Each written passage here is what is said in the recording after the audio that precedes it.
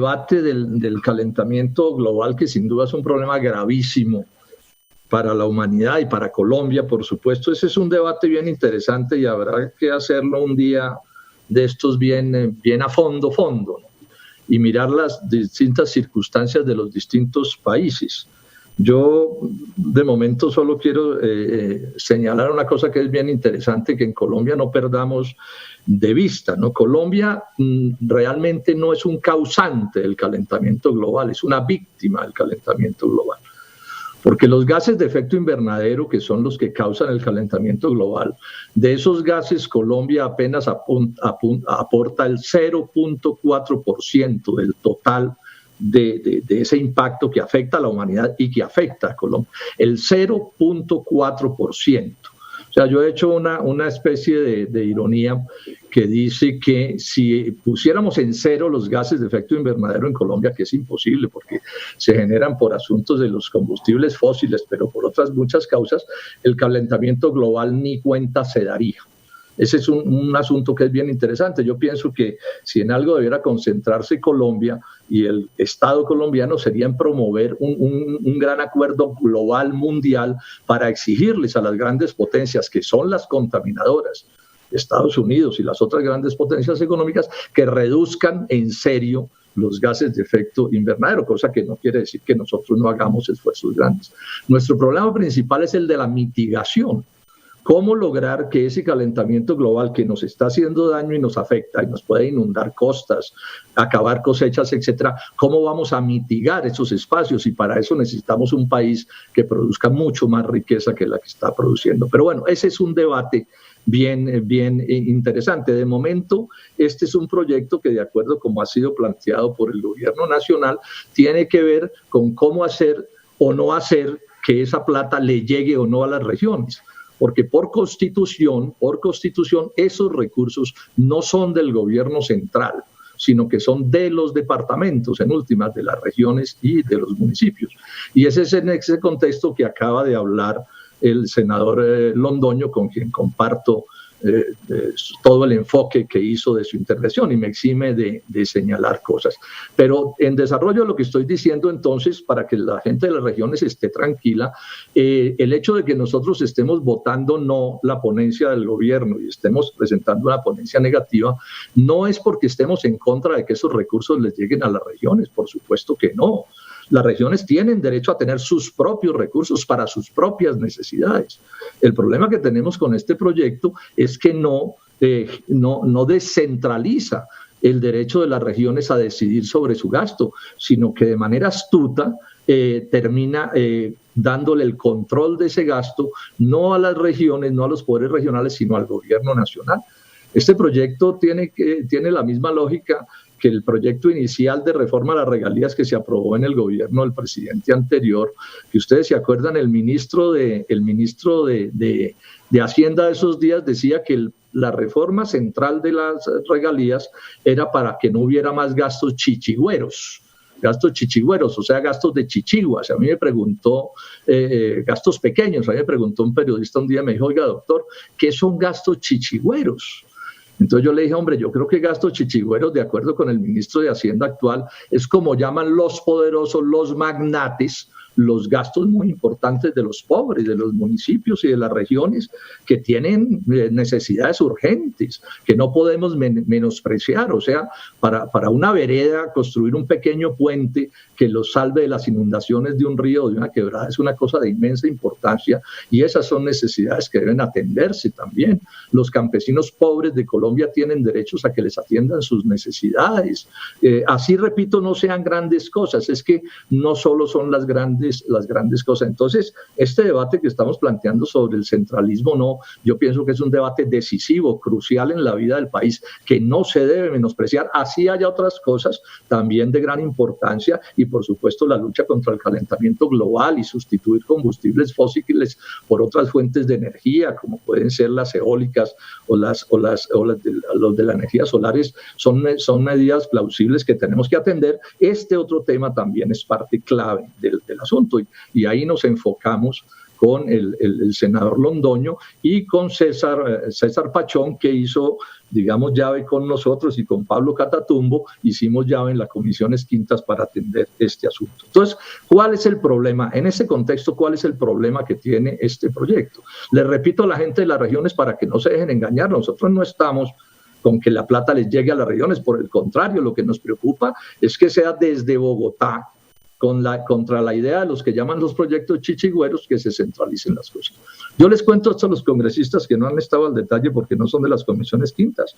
Hace 20 días se hizo una audiencia en las comisiones quintas donde hablaron prácticamente todos los gobernadores de Colombia.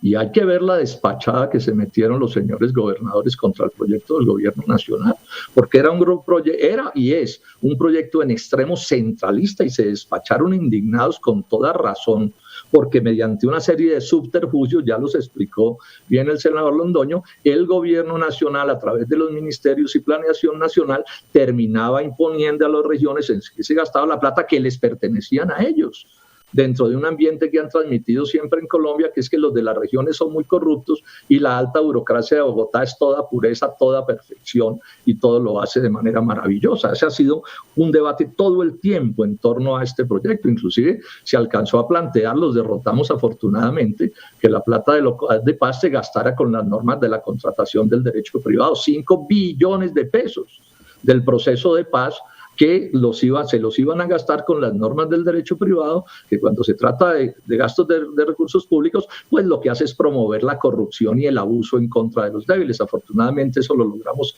echar para atrás, hay que estar atentos para que no lo resuciten, pero digamos ese es el ambiente en el que se hace el debate. Los señores gobernadores y sus amigos políticos terminaron respaldando este proyecto, pero con los senadores con quienes hacemos ponencia negativa estamos convencidos que no ha debido ser así, porque este proyecto no es el proyecto que debería ser en la lógica de la descentralización.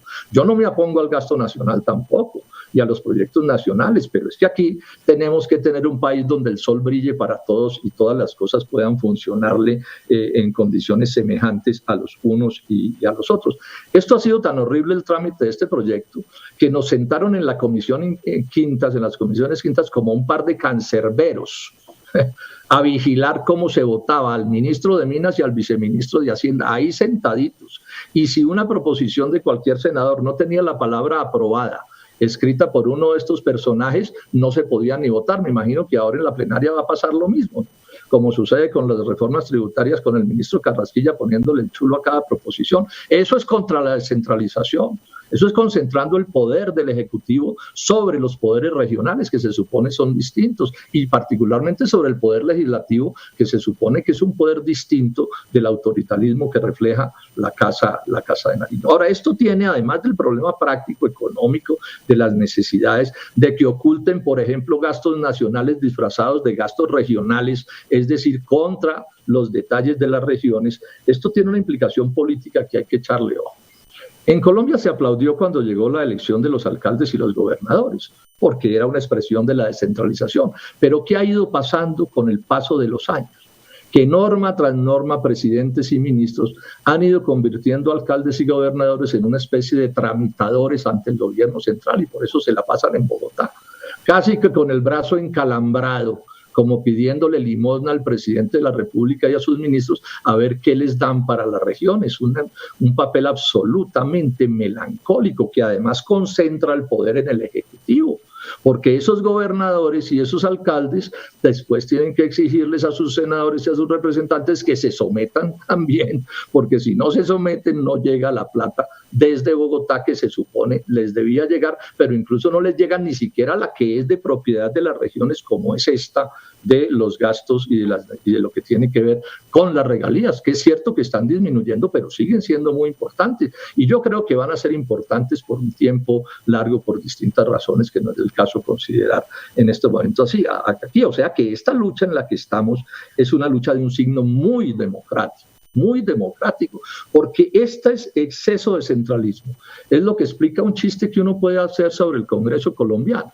Bueno, no solo el drama de unos ministros con su bolígrafo diciendo que se puede aprobar y no se puede aprobar, violando la separación de los poderes, fundamento de la democracia que se supone se practica en Colombia, sino que además se presta para situaciones cómicas. Acuérdense que en el gobierno anterior nos preguntábamos, bueno, ¿y qué es un santista en el Congreso? Y la respuesta era un ex uribista. Y ahora nos preguntamos, bueno, ¿y qué es un duquista? Pues bueno, en proporciones muy grandes, un ex santista, o sea, el Congreso baila al son que le toquen en la Casa de Nariño, que por norma toca pésima música y por norma tiene directores de orquesta supremamente malos, como son los presidentes, en este caso el doctor Duque y los ministros. Entonces, nosotros estamos en la ponencia que estamos negativa defendiendo democracia de fondo, derechos ciudadanos de fondo, a las regiones que queremos y estimamos de verdad, no como simples carnes de urna para poner votos y que después sean maltratados por los gobiernos nacionales, que son los que definen las pésimas políticas que impiden que el país progrese, porque esa es realmente la realidad que vivimos. Miren ustedes el presupuesto del Ministerio de Agricultura, que tiene que ver tanto con las regiones, y lo vuelve a recortar el doctor Carrasquilla en medio de estas necesidades inmensas en las que estamos, porque cuando ustedes miran el presupuesto nacional, la parte del Ministerio de Agricultura del presupuesto nacional es apenas por ahí el 0.12%, ni siquiera el 0.5%, y sin embargo el agro le aporta el 7% al total del Producto Interno Bruto colombiano. Miren ustedes el sesgo antirregiones y ante la gente sencilla lo que hay, que es el debate que estamos librando en este momento, y en el caso mío me resteo dando este debate porque esto son cosas de gran importancia. Por último, agregar esto, señor presidente, no quiero alargarme, podría decir muchas más cosas. Algunos detalles que planteo con claridad. Bueno, hicimos lo posible por hundir un mico que metieron en el proyecto en el último minuto, que tiene que ver con el fracking. Un mico inconstitucional además, porque carece de unidad de materia, porque este es un proyecto no de generación de regalías, sino de distribución de regalías. Y ese artículo que metieron sobre el fracking es para darle más garantías a la explotación del fracking hacia adelante, y tiene que ver con los porcentajes de regalías que pagan. O sea, no es de distribución. Es un mico, repito, un orangután. Es inaceptable que el ministro de Hacienda y el viceministro de Hacienda y el ministro de Minas hayan permitido, a ese sí le dieron el chulo, a pesar de que es abiertamente ilegal. Todo sea por darles garantías a un tipo de explotación que sabemos que es bien atentatoria también de los intereses regionales, ¿no? Porque si el fracking destruye al Magdalena Medio, pues no será la alta burocracia de Bogotá la que tenga que sufrir por eso, serán los ciudadanos de esas regiones apartadas los que tendrán que pagar los platos rotos. Yo creo y llamo al Congreso para que ese artículo se elimine de la ponencia positiva como está y no se vote positivamente. Pero además estoy reclamando otras dos cosas y termino, señor presidente. Una es que hubo un acuerdo formal, ahí están los documentos, no los voy a mostrar, el presidente de la República, la ministra de Educación, con los jefes del movimiento estudiantil del 2018 y con los jefes del movimiento profesoral, con el beneplácito de las directivas de las universidades públicas colombianas, las instituciones mejor de educación superior, para que de los recursos de regalías de esta ley que se sabía venía, se le transfiriera a la educación superior pública 1,5 billones de pesos. 1,5 billones de pesos. De esos, para infraestructura, 1 billón. Para conciencias, vinculado a todo este tema de la investigación, pero vinculado a las universidades, 250.000 millones de pesos. Y para investigación particular de las instituciones de educación superior públicas, otros 250.000. La plata, particularmente de regalías, tiene una necesidad urgente porque las universidades están literalmente cayendo. Bueno, eso no está en el proyecto. Yo presenté una proposición al respecto con el senador Londoño, nos tocó retirarla para mantenerla viva porque los ministros no le dieron el chulo. La volvemos a presentar. Yo espero que esta vez la plenaria del Congreso entre en razón y reconozca que esa es una deuda que tiene el Estado colombiano con las instituciones públicas de educación superior. Hago un llamado para eso, ahí está la proposición presentada y se debiera aprobar. Es una suma que en términos relativos, frente al monto total de lo que estamos hablando, es relativamente pequeña y no afecta negativamente a nadie. Y el otro artículo por el que estamos velando, pues, o resalto, porque hay otras cosas que estamos planteando, tiene que ver con aumentarle los recursos a las comunidades negras.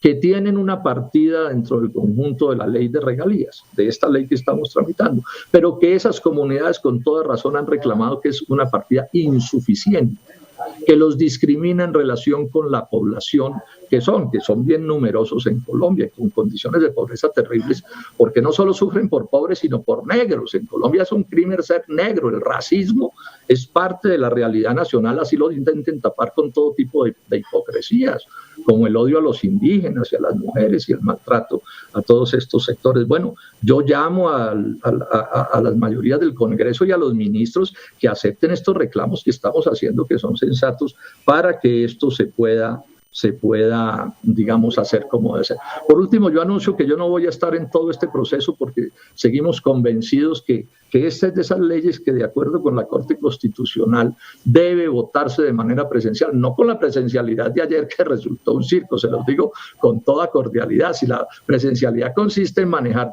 1000 kilómetros para venirse a sentar con un celular en la mano a decir cualquier cosa, realmente en eso no consiste. Pero bueno, yo termino aquí insistiendo en que por estas razones, que son de mucho peso, importantísimas, un debate de la democracia, de la de verdad, que se tiene que practicar en Colombia en todos los niveles, por eso presentamos con muy buen juicio y con mucho rigor y seriedad esta ponencia negativa que hemos presentado, salvo que el gobierno aceptara y las mayorías parlamentarias también, pues que el proyecto tuviera los cambios sustanciales que tiene que tener y que de momento no han querido aceptar. Muchas gracias, señor presidente.